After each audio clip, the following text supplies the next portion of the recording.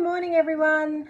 Sorry, 1 minute late. Had a bit of an internet connection there for a moment. We're just going to wait a couple of seconds while people start to get their notifications from Mr. Facebook. So you can click notifications on this page, and you, especially with the videos, they're really good at promoting the videos and making sure that they are notifying people in a timely manner to the 5:55 start. So good morning, everybody, and welcome to live 5 minutes at 5:55. I'm a poet and I didn't know it. Good morning. I can see a couple of people are joining us. Good morning, Emma. Good morning. Good morning. So today I wanted to share with you, actually I was a little bit late with thinking what I was going to talk to you about today. Sometimes the ideas come to me very quickly. Hi. They come in very quickly and I can put a graphic up and let everybody know. But this morning, I think I sent that out at 5 o'clock this morning. Wasn't quite sure what to talk about because I've just got, I don't know, I know some people here in Australia, good morning. There just seems to be a lot of heaviness and tragedy and sadness. And I think I talked a little bit about this at some other time about just awful things that are happening. And they seem to be awful things. Like, it's not just, they're gruesome, they're terrible, they're things you wouldn't ever imagine. And I was starting to feel a little bit down and heavy with the weight of all of that. And, you know, I've got a couple of friends that have had tragic circumstances happen in their lives, which, you know, I can't explain it. But I started to question myself, question the universe and question divine intelligence. And, you know, people talk about when there's darkness, there needs to be light. So it's that contrast, you know, the black and white that I'm talking about before too, is with the morning, Julia. Lucky Julia, she's listening to me live now and not next door in the room. With the contrast, there's darkness and there's light. There's black and there's white. And so my question to myself and to the universe was, so with all this darkness, does that mean that we need to have more light? And yeah, of course it is, isn't it? When the negative, I mean, any superhero comic book would tell you that. So I wanted to talk to you about my own darkness, and I'm not taking away from the tragedies that are happening for people in the world. My, you know, my deepest thoughts and sorrow is with everybody. But I wanted to talk about something that wasn't, well, it was tragic to me at the time when we had, you know, I'm a master.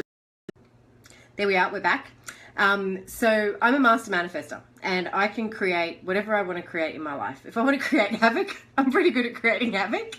If I want to create a wonderful tropical holiday on a beautiful exotic island in the Pacific Ocean, no worries, I can create that. So in May this year, my family and I, so my 3 kids and hubby, off we went on this beautiful holiday to Fiji. And you know, I don't know if you've ever been to Fiji. It's exactly as they say it is.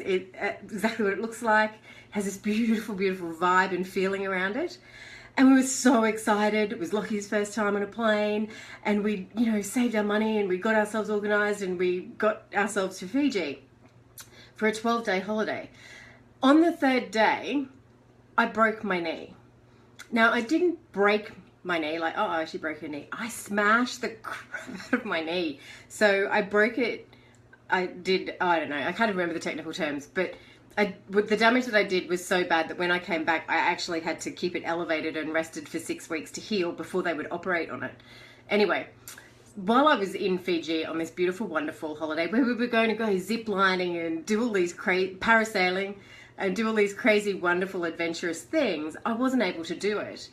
All I was able to do was to hobble out to a lounge and stay there and have cocktails delivered to me and then hobble back at night and go to bed.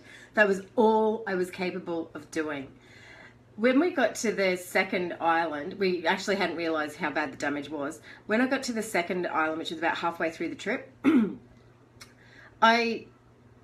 let me take you back to when I did it. So I broke my knee, right? In pain, in agony. The doctor comes around, says, yes, we think you've done this kind of damage. You'll be fine. Here's some Panadeine Forte and a bandage. Let's wrap it up. You'll be fine. Just rest up. Take it easy. So I did. He told me that, and I went, you're a doctor from another country who I've never met before, but I trust everything you say because you're a doctor. And I just went with it. I went, oh, okay, well, you know what? I've just got to hobble around. And I could have done something quite differently in that place. I could have been a completely different person and gone, well, stuff this, I'm going home. I'm not going to sit around here on this beautiful tropical island holiday and watch everybody having a good time. I'm just going to go home. So I immediately, and this has taken practice, and I've spoken about this before, where I can change my mood. I can change my thought processes very, very quickly. I still go there, don't get me wrong. Like, I still go into something that comes from a fear place, before, but it's really quickly. I process it really quickly. So on that third day, broke my knee, woke up on the fourth day and went, holy smokes, how lucky am I that I have broken my knee in another country and I don't have to go home. And then how lucky am I that I actually really, really, really get to sit around and do nothing. Like, not even organising the kids to go to kids club or organising the kids to go up for their dinners. Like, nothing. Jonathan handled and managed everything that I would normally have managed. I actually had a proper holiday. I completely relaxed. When we got to the second island, which was just divine and so beautiful, and I get goosebumps. It was like heaven on earth. It was just incredible. Oh my God, I can't wait to go back there. It was so incredible. I actually started it again, and I started to rob myself of the joy. So I started a little bit of, that's not fair. The Coral Ocean is right there, right outside my door, and I can't go snorkeling. Blah, blah, blah, blah, blah. And I got myself into that space. I was probably in that space for about a day, went to bed that night quite sulky and went, oh, you know, this is so unfair. Why did this happen to me? I shouldn't have been trying to have fun with the kids and broke my knee. Whinge. And went to bed. And then I woke up in the morning and my first waking thought was, God, you're lucky. You have 2 knees. That I was able to swing, as I was swinging my leg, because I don't know if you've broken a leg before, but you kind of have to use everything else but the leg to swing yourself out of bed. And I'm swinging myself out of bed and I'm going, my God, you have 2 legs. You are so lucky. Think of all those people that don't have 2 legs. Think of all the people who have had to totally readjust their lives because they don't have 2 legs. You've got 2 legs. You've got 2 legs. Get up. Go explore, go have fun. And I was sharing it with Jonathan and I said, you know, it's so disappointing that I haven't had the opportunity. Oh my God, I didn't even look at the time. It's 6:04. Damn you, Tattinger. I didn't even, so I was telling Jonathan about it, and I hadn't thought about any kind of ways to have a good time because I was thinking about all the ways I wasn't going to have a good time. Does that make sense? So in my gratitude and in that vibration of I am so thankful that all I have done is broken my knee. I don't have cancer. My children are healthy. We're in a civilized country. Lucky. So as soon as I start to change my vibration, guess what happens? Everybody around me starts to change their vibration. And Jonathan goes, hey, yeah, you know, no worries. I'll go down and hire a kayak and I'll kayak you around the coral reef.